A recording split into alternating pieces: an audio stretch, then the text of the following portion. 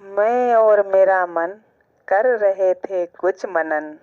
मैं और मेरा मन कर रहे थे कुछ मनन। उस मनन के दर्पण से हो गया मन का संगम। हो गया मन का संगम।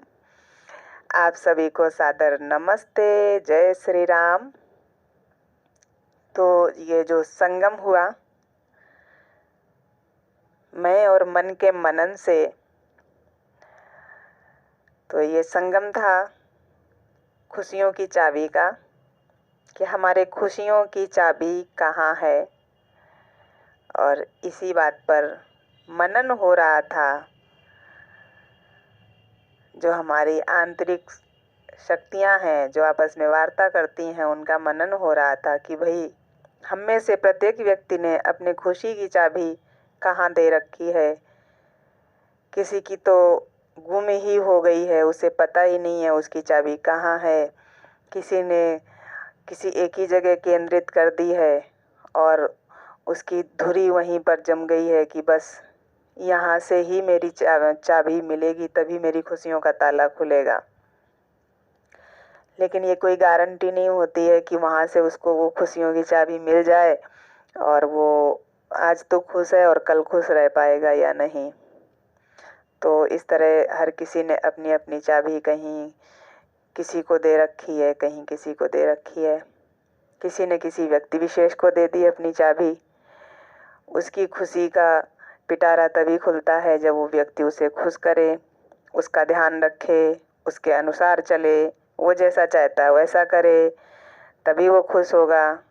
किसी व्यक्ति ने अपनी खुशियों की चाबी धन दौलत के आगमन में डाल रखी है कि उसके पास पैसा आए, रुपया आए, गाड़ी बंगला हो, तभी वो खुश होगा। किसी व्यक्ति ने अपनी चाबी रख रखी है किसी को परेशान करने वाले बॉक्स में, कि सामने वाला बंदा परेशान हो, मैं उसके लिए परेशानियां क्रिएट करूं तो मुझे खुशी मिलेगी। तो हर व्यक्ति ने अपनी खुशी की चाबी कहीं ना कहीं ऐसी जगह दूसरे की मुट्ठी में दे रखी है कि जब तक वो मुट्ठी नहीं खुलेगी तब तक वो खुश नहीं हो सकता। और बहुत से लोग ऐसे हैं जिन्होंने अपनी चाबी कई जगह दे रखी है। आज यहाँ से उसको मिल जाती है, थोड़ी देर खुश हो लेता है, कल उसकी चाबी कहीं और पहुँच जाती है, वहाँ से नहीं मिलती है तो वो खुश नहीं होता है। वहाँ से अगले दिन मिल गई, फिर 2 दिन खुश होगा, फिर कहीं और। उसकी खुशियाँ ही दूसरों के हाथ में हैं, दूसरों के पास हैं। तो हम में से अधिकतर व्यक्तियों ने या सब व्यक्तियों ने अपनी खुशियों की जो चाबी है वो दूसरे की मुट्ठी में दे रखी है। और इसीलिए हम सब परेशान रहते हैं, क्योंकि सच में खुशी क्या होती है, आनंद क्या होता है, वो हम जानना नहीं चाहते, उस पर चिंतन नहीं करना चाहते, उस पर मनन नहीं करना चाहते। हम क्षणिक सुख खोजते रहते हैं और वहाँ तलाशते रहते हैं जहाँ सुख नहीं है। किसी ने हमारे अनुकूल व्यवहार किया तो हम खुश हैं, हमारे अनुकूल नहीं किया हम दुखी हो गए। हमारे अनुकूल कार्य हुआ हम खुश हैं, हमारे अनुकूल नहीं हुआ हम दुखी हो गए। तो हमने अपनी जो खुशियाँ हैं वो कहीं और छोड़ रखी हैं, खुशियों का पिटारा कहीं और छोड़ रखा है और हम एक पिंजरा मात्र बन के घूम रहे हैं जिनके अंदर कुछ नहीं है, जिसके अंदर खोखला है सब कुछ। हमने स्वयं को इतना खोखला कर लिया है कि हमें कोई और खुश करेगा तो हम खुश होंगे, कोई और दुखी करेगा तो हम दुखी होंगे। हमारी अपनी नज़रों में, अपनी दृष्टि में स्वयं की बस इतनी ही कीमत है, इतना ही मूल्य है कि हम दूसरों के व्यवहार से, बात से, दूसरी चीज़ों से, भौतिक संसार की बहुत सारी चीज़ों से ही खुश होते हैं। अपने आप में हम कुछ नहीं हैं, अपने आप को आनंदित नहीं रख सकते, खुश नहीं रख सकते, अपने आप में इतने कमज़ोर हैं। हम सबकी यही कहानी है। तो हमारा चिंतन इसी विषय पर था कि हम क्यों इतने कमज़ोर हैं। हम यदि लोगों को समझना चाहते हैं, आनंदित रहना चाहते हैं, दुनिया को समझना चाहते हैं, तो हमें सबसे पहले स्वयं को समझना चाहिए। आनंदित रहना चाहते हैं तो स्वयं के अंदर झांकना चाहिए।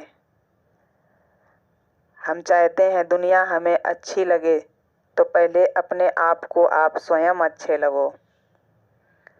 स्वयं के साथ ऐसा व्यवहार करो कि आपको दुनिया अच्छी लगने लगे। स्वयं को ऐसा कोई कष्ट ना दो कि आपको दुनिया खराब लगे।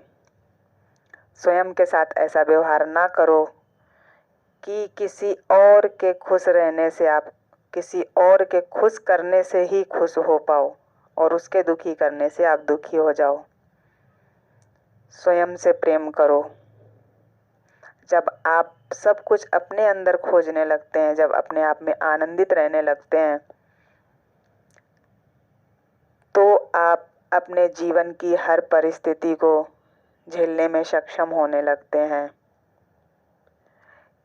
ये इतना आसान नहीं है लेकिन इतना मुश्किल भी नहीं है। स्वयं के लिए थोड़ा समय निकालने की आवश्यकता है, बातों को समझने की आवश्यकता है। लोगों को जो बातें ये बोर करने वाली लगती हैं, सच में यही वास्तविकता है जीवन की। ये बोर करने वाली बातें नहीं है, यही वास्तविकता है जीवन की। आप क्षणिक सुख खोजने के लिए भागते फिरते हैं, किसी चीज़ में खोजते हैं, किसी नशे में नशाखोरी में सुख खोजते हैं, किसी गलत व्यसन में सुख खोजते हैं, धन दौलत में सुख खोजते हैं, बंगला गाड़ी में सुख खोजते हैं। ये सारे क्षणिक सुख हैं, भौतिक संसार की आवश्यकताएं हैं। ये आपको सुख नहीं दे सकती। खुशियाँ तो आपके अंदर हैं। धैर्यवान बने आप। धैर्यपूर्वक संसार की भोग वस्तुएं हैं उनका भोग करें। धैर्यवान बने रहें। दूसरों के हाथ में अपने खुशी की चाबी ना दें। अपने खुशी की चाबी अपने पास रखें। स्वयं के लिए समय निकालें। स्वयं को लिखें, स्वयं को पढ़ें, स्वयं को गढ़ें। अपने जीवन के बारे में सोचें। ये जीवन क्यों मिला है? मनुष्य जीवन क्यों मिला है? जिन बातों पर हम घमंड कर रहे हैं, जिन बातों पर अहंकार कर रहे हैं, जिन बातों पर झगड़े कर रहे हैं, क्या ये सारी बातें हमारे अंत समय में अर्थ रखती हैं? क्या ये सारी बातें हमें वास्तविक खुशी दे सकती हैं? मनुष्य जीवन जो हमारे पुण्य कर्मों का फल है, हमने अपने पाप कर्म बहुत भोगे हैं। कई योनियों में जन्म लिया है, पशु पक्षियों के रूप में जन्म लिया है। हम भोगते रहे, हमारा मस्तिष्क सुसुप्तावस्था में पड़ा रहा, हम सोचने लायक नहीं थे। तब जाके हमें कहीं हमारे पुण्य कर्मों का फल मिला है मनुष्य जीवन, जो भोगने के लिए नहीं है, जो सार्थक बनाने के लिए है, जो संभालने के लिए है, स्वयं को आनंदित करने के लिए है। और इसे भी यदि हम पशुवत जीते हैं,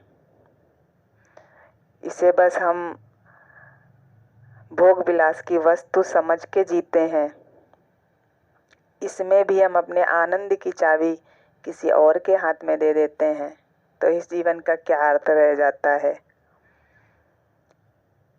यदि हम किसी को परेशान करते हैं तो पहले स्वयं परेशान होना पड़ता है, हमारे मन को, हमारे शरीर को, हमारे दिमाग को। यदि हम अहंकार करते हैं तो अहंकार किस बात का, किस चीज़ का अहंकार? ये भी तो सोचना चाहिए। हम जिस चीज़ के लिए अहंकार कर रहे हैं वो हमारा कब तक है, कब तक रहेगा? एक दिन तो जाना है ना यहाँ से सब कुछ छोड़ के।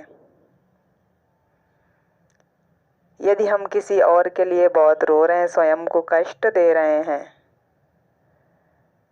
तो भी क्यों दे रहे हैं हम स्वयं को कष्ट? जब हम स्वयं कष्ट में हैं तो हम दूसरे को खुश कैसे रख सकते हैं, या स्वयं को खुश कैसे रख सकते हैं? हमें स्वयं को कष्ट देने का अधिकार क्या है? ईश्वर ने हमें इतना सुंदर शरीर दिया है, उसमें दिमाग दिया है, बुद्धि दी है, मन दिया है, सब कुछ दिया है। क्या इसीलिए दिया है कि हम स्वयं को कष्ट दें? नहीं देना, क्यों देना?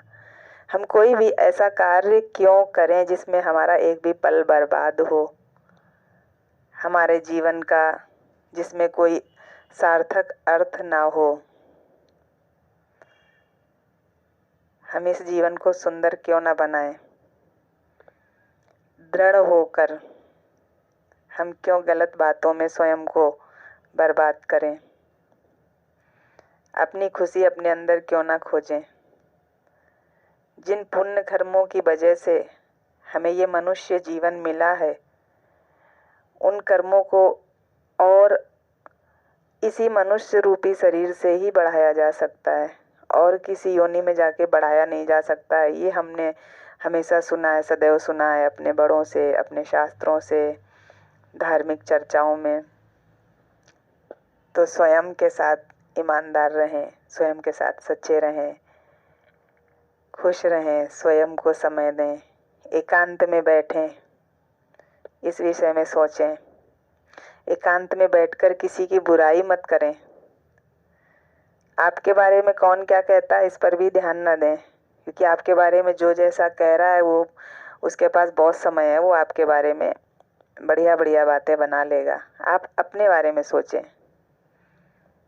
एकांत में बैठकर समय बर्बाद ना करें।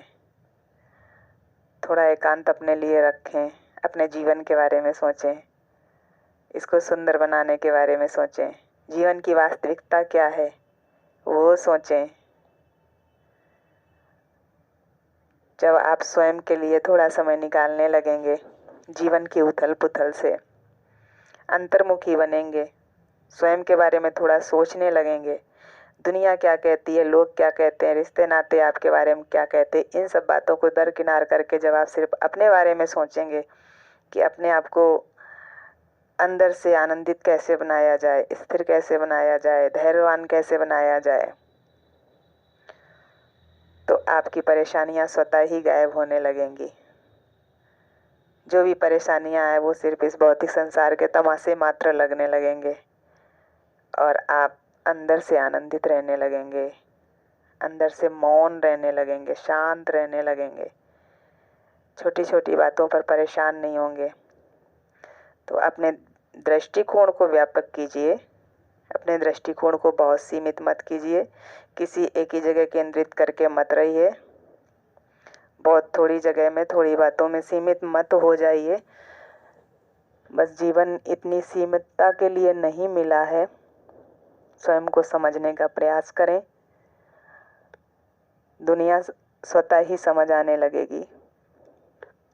आध्यात्मिक बने, प्रकृति के साथ जिएं, आत्मबल को मजबूत बनाएं और जीवन का आनंद लें। आप सभी को पुनः सादर नमस्ते। जय श्री राम।